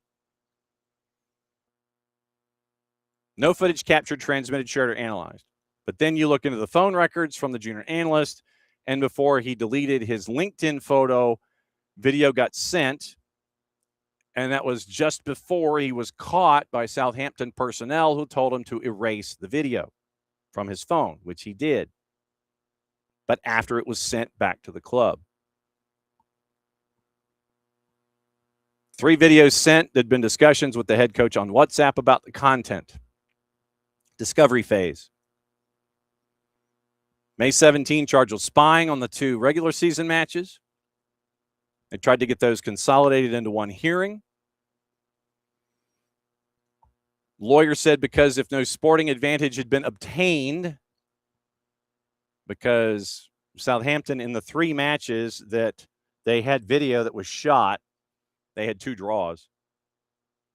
Just because we only had 2 draws, we didn't gain any kind of sporting advantage. Inappropriate, disproportionate to impose any sporting sanction.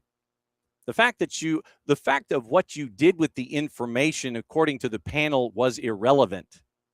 It was that you did it in the first place. But the premise by the lawyer, or the legal representative, the Lord representing Southampton, information from the observations had been passed to the coaching team at the club. It had been used in preparation for those matches. And apparently, Tonda Eckert was not a willing witness or a willing interviewee. They were unaware spying was against regulations when it was clear the opposite was true. So even in the arbitration panel, the head coach at Southampton knew that it wasn't to be done within 72 hours. You do it within the 72-hour window. Then you come back and post a message today saying it was because of the past and your past stops that you did it. Yet you come into England and the rules of engagement are fairly clear. The club tries to tell the league arbitration panel, no, we didn't. But then, yeah, you did. We didn't do anything. We didn't tell them to do it, but then, yeah, you did. And so the statement released once again yesterday by Southampton said that they would reflect carefully, review their processes, and ensure governance, oversight, and decision-making procedures are strengthened. And then it comes the backhanded compliment. We accept the club breached the relevant regulations, and we recognize that disciplinary bodies entitled to conclude the proof of sporting advantage was not necessary in order to establish a serious offense.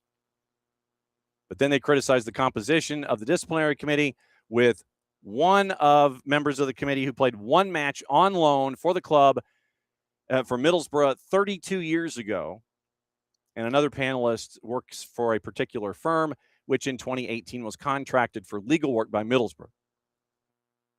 But apparently, according to Dragan Šolak, he's happy with Tonda Eckert. He's going to keep him. So we'll see what happens at Southampton.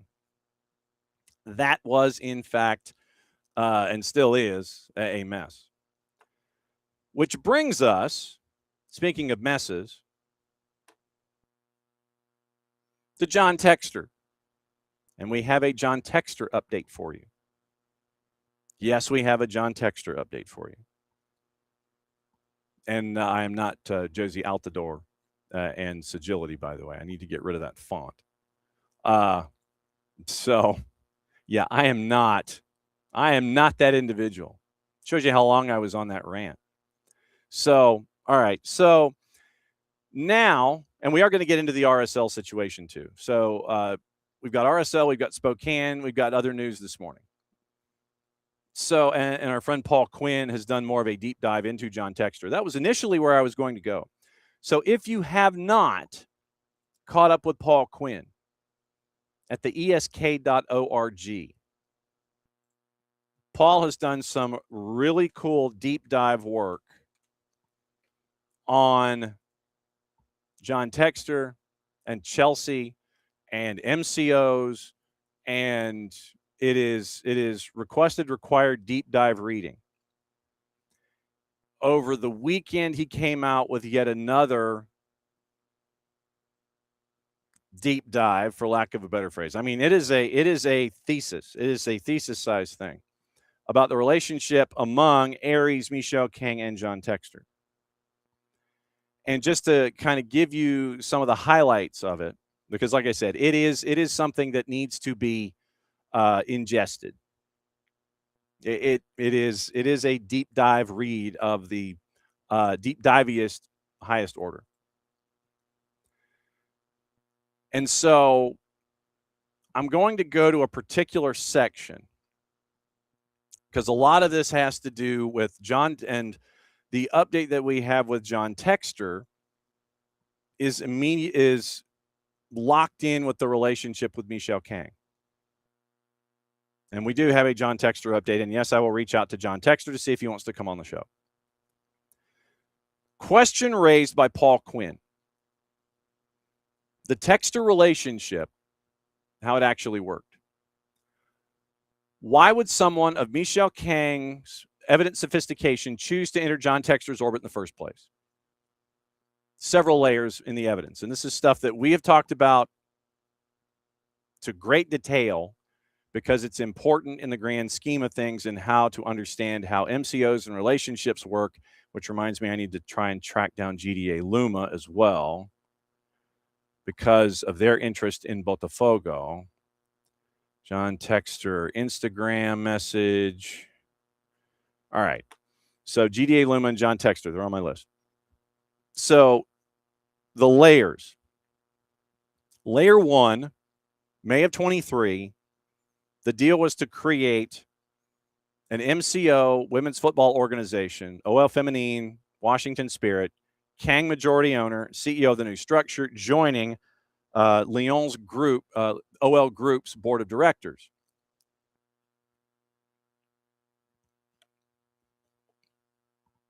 Her acquisition of OL Feminine was for that particular side of the equation. It was not meant to be into Textor and Eagle and all of that. She just wanted Olympique Lyon Feminine. She just wanted She wanted OLF. That's it. OL Group contributed to the women's team in exchange for 48% in the new entity. Splitting off the women's team creates new business opportunities. Michelle Kang admitted spinning off a women's team that's part of a men's team is a complicated business. The structural separation was a firewall between her capital and John Textor. I just want this part of this. I don't want to be a part of the whole thing. I just want to be able to spin off. I just want this part of it. And what that does, it's like, I'm going to take this and I'm going to do my thing. You've still got Lyon on the men's side and everything that you're doing with Eagle. You go ahead. I just want OL Feminine. I'm going to go over here. The Aries connection predates Lyon. January 24, Michelle Kang was announced as part of the group to buy the Baltimore Orioles. Alongside Michael Arrighetti, the co-founder and CEO of Aries, Mitchell Goldstein and Michael Smith, co-heads of Aries Credit. So she was co-investing. She and Aries were co-investing in things in early 2024. And so, knowing and seeing the landscape, she is investing in things with Aries. She has spun off OL Feminine from Eagle. Hey, I'm going to do my women's MCO, my multi-club organization. I want OL Feminine. You can have everything else. I just want this, and I'm going to go over here. Following year, 7 months later, she's investing in the Baltimore Orioles with Aries and Aries people. Well, with Aries people specifically. Co-founder, CEO, Aries Management, co-heads of Aries Credit. Aries was lending hundreds of millions of dollars in tranches at ridiculous interest rates in that time already to John Textor. Aries and Michelle Kang knew each other back to their days in the Baltimore Orioles. And so they see the situation going on with Textor. I mean, it's not like I'm sure that, if they're sitting at Camden Yards, they're probably talking. Hey, man, you see what's going on with that? I'm sure they were talking about that. So initially, Kang was announced as part of the Orioles group, but chose not to invest, according to a spokesperson. So thought was she's going to go in as a part of the Rubenstein group to buy the Orioles. Eventually, she backed out. Quinn writes, whether this was a deliberate decision to avoid formalizing the Aries relationship in a publicly disclosed investment as the Lyon situation was intensifying, or simply an unrelated investment decision is not known. But the timing, Orioles announcement in January 24, withdrew before the final close, coincides with a period when Eagle was getting deeper and deeper into ish. July 25. The letter agreement executed in the context on my birthday a year ago. The DNCG decided to relegate. Remember, that's the DNCG is I believe that's the tax man in France, if I remember correctly. Management control. Okay, so it's like the SEC. It's like the Securities and Exchange Commission. The National Directorate of Management Control, monitoring and overseeing accounts of professional association football clubs in France. So it'd be kind of like it is an administrative directorate of the Ligue de Football Professionnel. So if, say, Major League Soccer had an overseer, a financial overseer, so not like the league in and of itself, but someone who worked with the league from just a straight money perspective. So like if Major League Soccer had a Securities and Exchange Commission or like a Department of the Treasury or something like that, that's what the DNCG is when it comes to French football. So they decided to relegate Lyon to Ligue 2. Eagle gets 87 million euro in financing, provided mainly by note holders Michel Kang through Eagle Bidco. Bank guarantee of 30 million counter guaranteed by Kang. In return, Kang was appointed CEO and chair of Eagle Football Group. So Kang puts in 87 million euro plus 30 million personal guarantee into a company whose principal shareholder, John Textor through Eagle Bidco, was in default to Aries. Hey, man, I'll help you out. Aries is given 3 separate tranches to Textor at like 18 to 23% interest. In July of 25, after the relegation threat was made by French football, Michel Kang's like, hey, I'll help you out. Here's 87 million in financing and a 30 million euro personal guarantee to a group that was in default to someone who she has at least relationships with on a professional level in Aries management. She knows how they dance. In exchange, she got the chairmanship and the CEO role. The agreement ensured no sale of Eagle football or subsidiaries before this month, protects Kang from leadership changes until June of next year. She also, according to the detailed account by John Textor, entered into a side agreement with Aries, establishing a 5-person oversight committee that governed the club's ops outside of the formal board structure. John Textor, in his version of events, said that this constitutes an illegal takeover of a publicly listed company that is currently being contested and under active legal dispute. But what Michel Kang did, going from, person who wanted to split off women's soccer from a larger company, Eagle Football, she went from just someone who was interested in a sale to someone who saw an opportunity. And that's what business people do. She goes from, according to Quinn, Kang moved from minority board member to effective controller of the organization in a single transaction.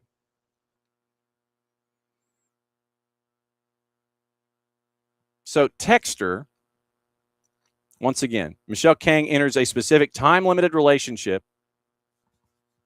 with financial partners that she knew, meaning Aries, in an environment where she looked at the landscape and was like, man, this guy he's asking for more money and more money and more money and these interest rates and interest rates. I mean, you've got to be looking at the situation going, man, you're really putting yourself in a hole here.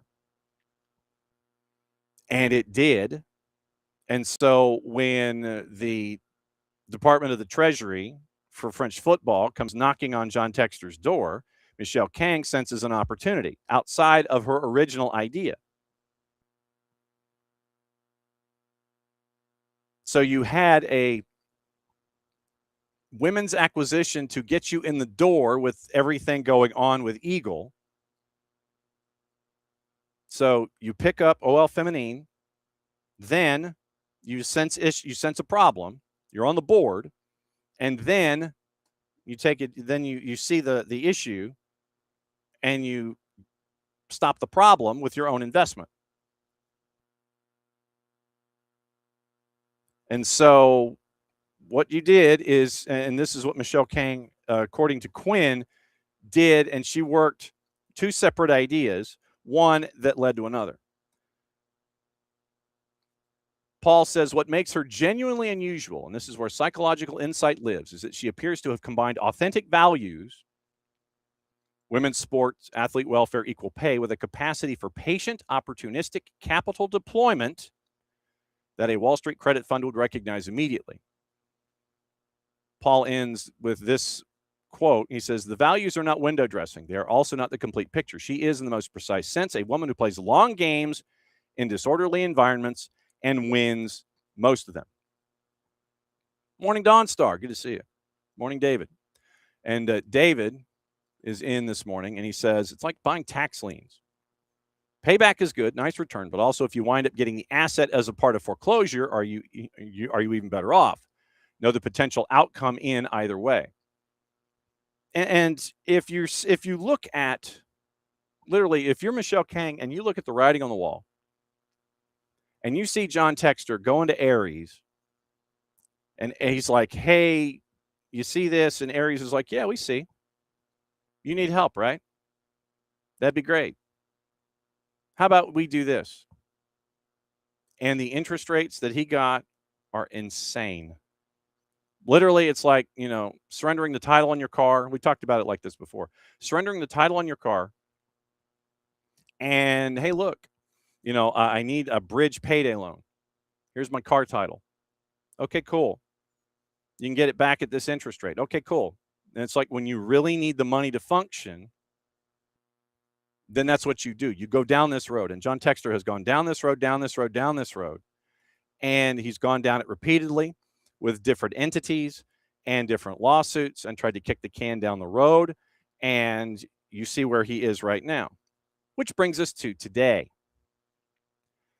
And John Textor, and this is why I'm going to once again reach out and go, hey, would you like to come on the show? I haven't gotten as much as a sniff. I don't know if he's even read the messages. I DM him in Instagram. So I don't know if he's read the messages or not, if he just sits there and goes, oh, crap, it's that guy from Atlanta again. So John Textor comes out publicly with a video message. And our friends at Foot Mercato have the message. If you go to Informa Fogo, there's a video of John Textor. And the guy's not giving up. Literally, he's like Sheriff Buford T. Justice at the end of Smokey and the Bandit. Junior is out of the car making the arrest. Burt Reynolds, Sally Field, Jerry Reed, and Fred are in Big Enos's Cadillac looking above the entire situation. Burt Reynolds says, we're on our way to Boston to get us some clam chowder. Bye-bye.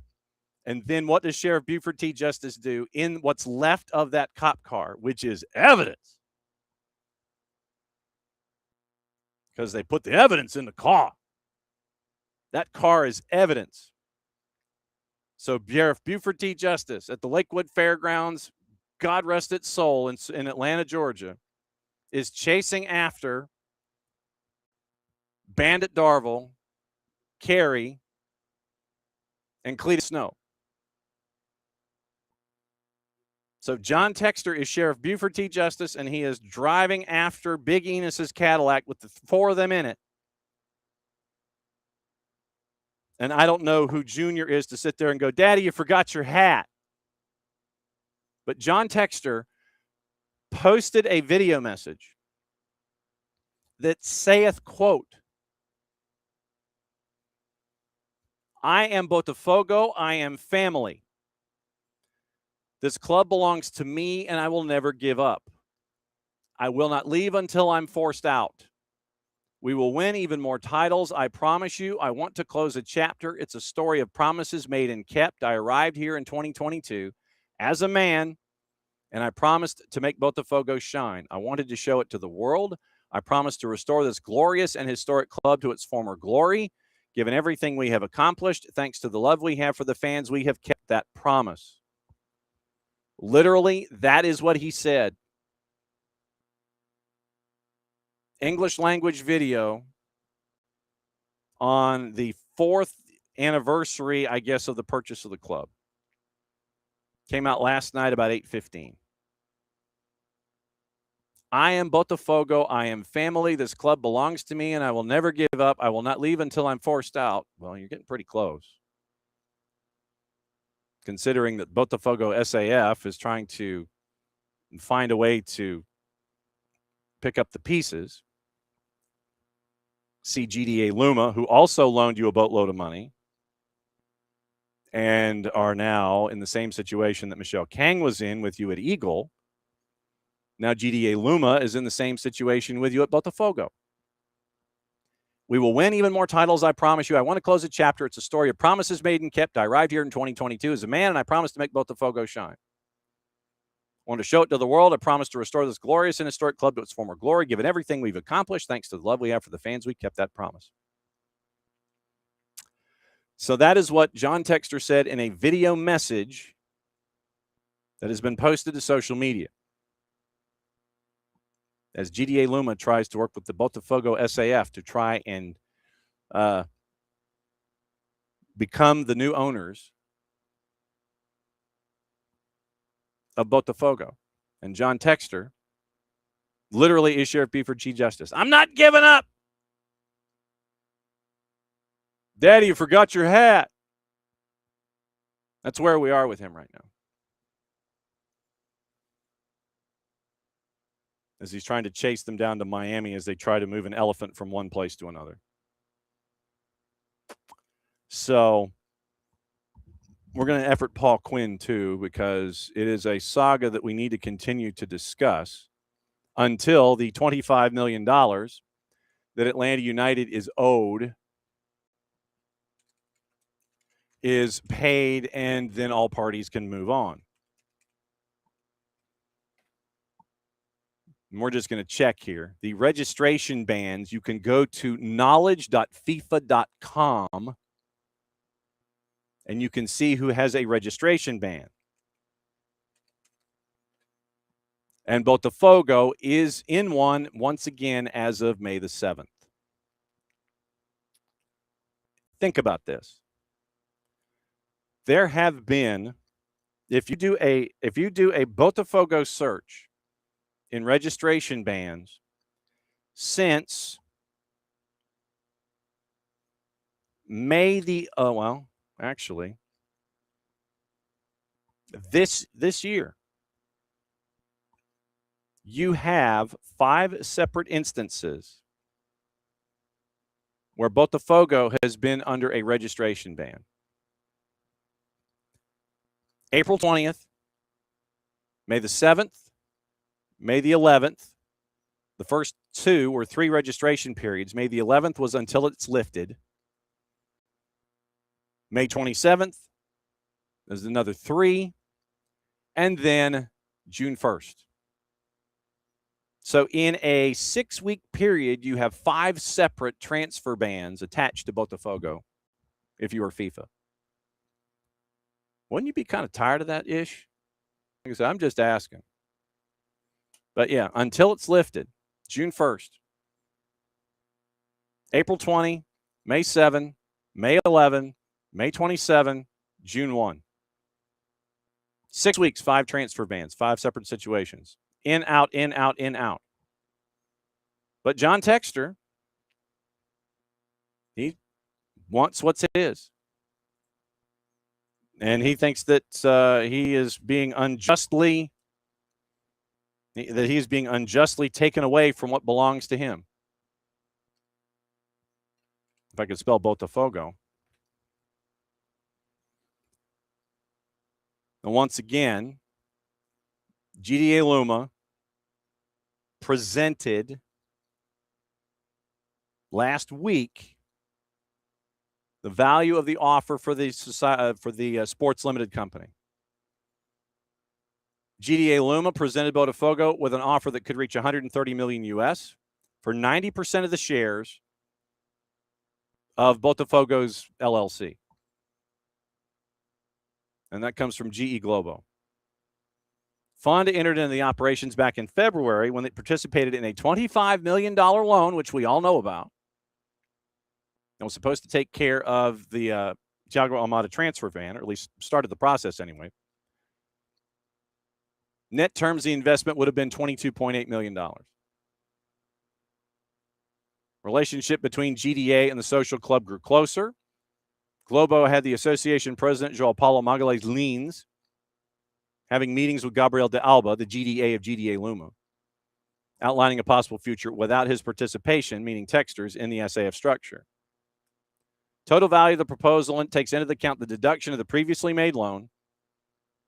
In other words, the $25 million already invested would be included in the offer for 90% of the shares. According to Globo, internal concern about the terms of the loan agreement, because without a definitive agreement, Botafogo could be forced to pay at least $55 million due to default clauses and monthly interest of 20%. That's just to GDA Luma. That's not to Aries. It's a separate gig.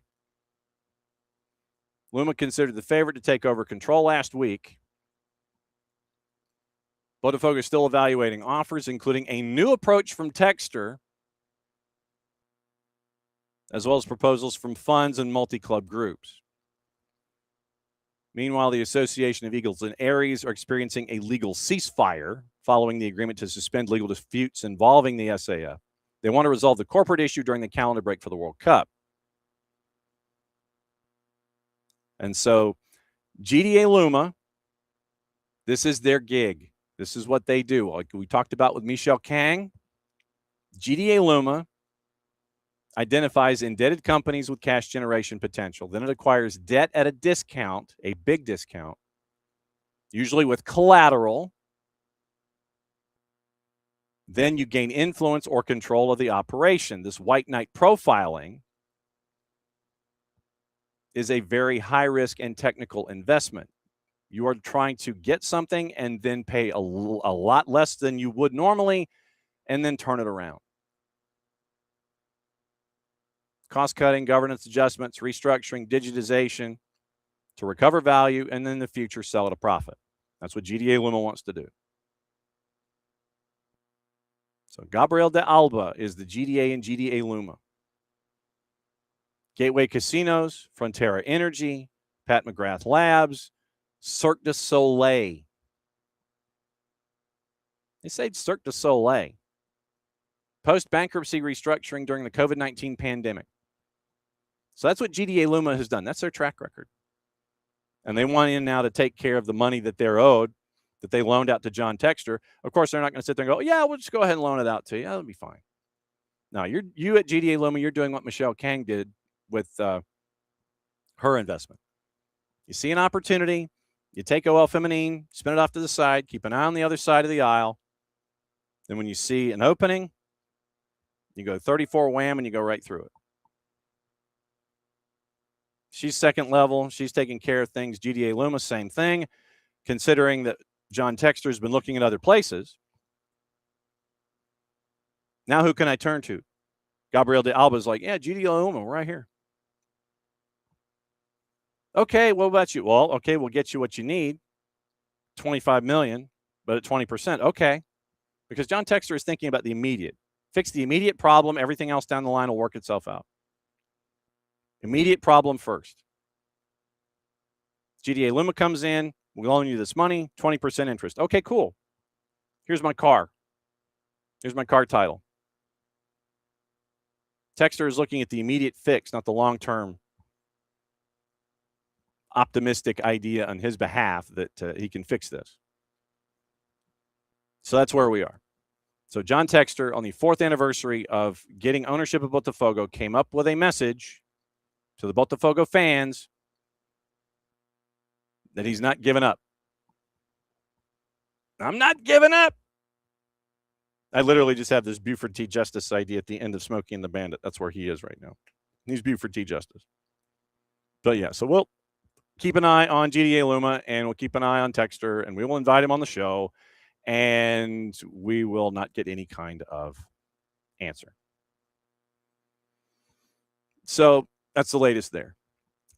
All right. We got to get into a couple of other things, and one of those is an RSL. If you did not see this story, The folks at the Salt Lake City Trib have a bombshell that dropped yesterday. Title, Salt Lake Tribune. And you can donate, and you can also get an account at the Trib as well.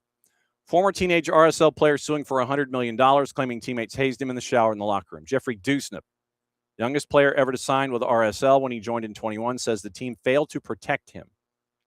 Jason Batacao wrote the article. Signed in 2021 at the age of 16.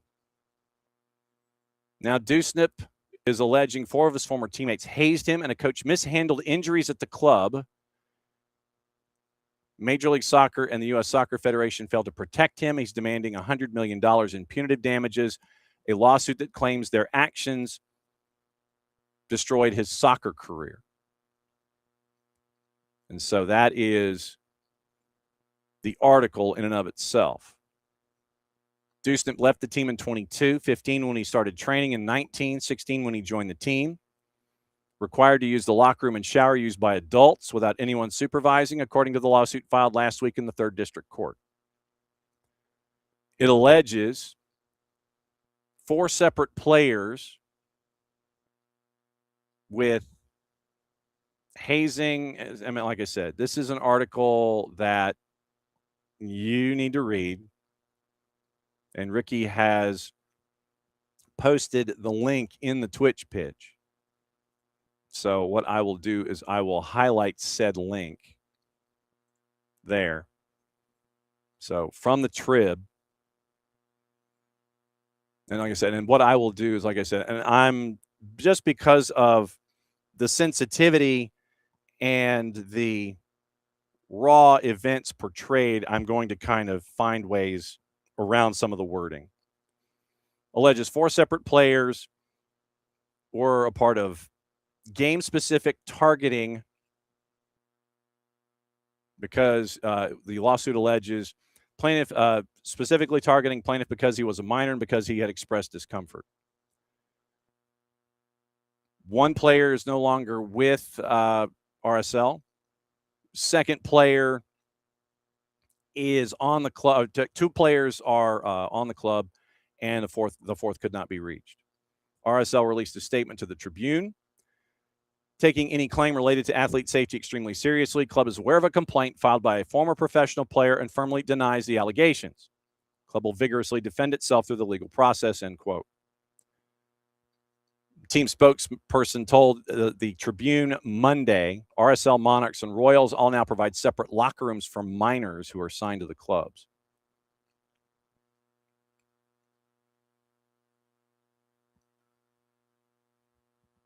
Dusnip and his attorney did not respond to a request for comment as the article by Batacao was being produced and released by the Trib. Lawsuit also alleges RSL's keeper coach at the time forced him to train on an injured shoulder in 2021, quote, after accusing plaintiff of faking the injury, end quote. Caused Dusnip's shoulder injury to worsen, requiring additional medical treatment, according to the lawsuit. Keeper coach mishandled, in quotation marks, the teen's hip and shoulder injuries and foot and harassed, verbally abused, and isolated him, according to the suit. Tribune could not reach the coach for comment. He's not listed on the current RSL coaching roster. Dusnip's father reported the issues to RSL leaders, quote, on multiple occasions in 2021, but the club did nothing, in closed quotes. According to the lawsuit, Dusnip admitted to hospital in April 22, suffering severe emotional distress, and he now suffers from PTSD, according to the lawsuit. It accuses RSL of failing to implement any child protection policies, in quotation marks, for the teenage player. So this is your requested required reading. And thank you, Ricky, for posting the link. So it's right there. So that's the rundown there. And like I said, it's a lot to digest. So it is requested required reading for today. And it is a free read from the Salt Lake City Tribune because they have turned everything into a free-to-access without subscription. And so they are asking for donations to continue to fund the Trib in its forms. But it is a free read, so all you have to do is just register an account, and you can read the article from one end to the other. So it is like I said, it's a deep read, and it's something you got to get into. And obviously, we're going to keep an eye on that going forward. So that is news and notes. I mean, there's a lot of news to get into today. Obviously, there's friendlies and stuff to get into. There are a couple of those to pay attention to. And you had the first round of the Reveo, and that wrapped up the morning session anyway. Afternoon session is going to be on Fox Deportes. Got a friendly at 2:45 and a friendly tonight at 8. And so we'll keep an eye on all the things. Maddie, Jason, and Sophia are all down at the Arthur M. Blank U.S. Soccer Arthur M. Blank National Training Center. So they're down there grabbing all kinds of stuff, and we'll have that across the network on the platforms, obviously starting tonight with Atlanta Soccer tonight, 10 o'clock, 92.9 The Game, Odyssey app, and on the 92.9 YouTube channel all the time. So it's 3 dimensions. It's us in the morning.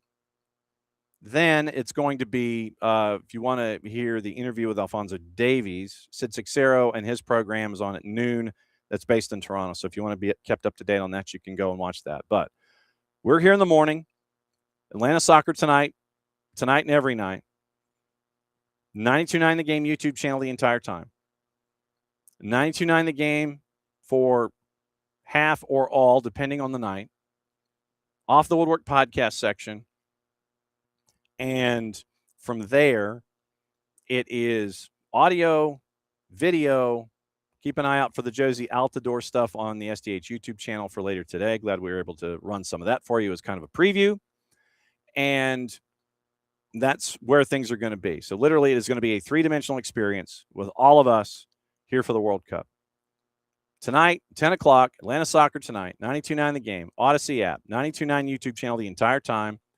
Then, once again, just kind of keep an eye out where things are. You can listen to Maddie and Jason and Sophia and Jozy and stuff that they get at practice today, and it will be all there for you. Tomorrow, it is more of the same. It is going to be Dylan Butler and catching up with him about what's going on. We're going to have all of the stuff that's going on and all of the guests that we're tracking down. We'll keep you posted. But Dylan Butler is going to be the anchor starting hour number 2, and we'll get everything laid out for you from there. So that's where we are. It's a lot of busy stuff for the next 2 months, and we're going to bring it to you every day. We'll be here in the morning. Jason will be at night, and all points in between. 9 days away from the World Cup. We will be in Auburn for Argentina and Iceland this time next week, and we'll have that as a part of our coverage as well, as Argentina has their send-off first at Kyle Field, and then where it just means Moss here in the SEC. So thanks for hanging out with us today. Let me say hi to everybody in the Twitch pitch before we get out of here, and we will break it all down for you there and tomorrow. So David, good morning. Dawn Star, good morning. And let's see. So Ricky is in. David is there. And thanks for hanging out with us on the Twitch pitch, as you always do. And thanks for watching everything that we piece together on a daily basis. So for everybody here at SDH, I'm just John. Thanks for dropping by, as you always do. And that means literally one thing. Since it is the end of the show, that means I get to do this. AST and stoppage time tonight. We're back here in 22 hours, 21 hours and 56 minutes. Mucha Plati, I'll play it safe. We will catch up with you soon. And let the news begin. We'll be back at it again tonight and again tomorrow. Mucha Plati, I'll be good, y'all. See you later.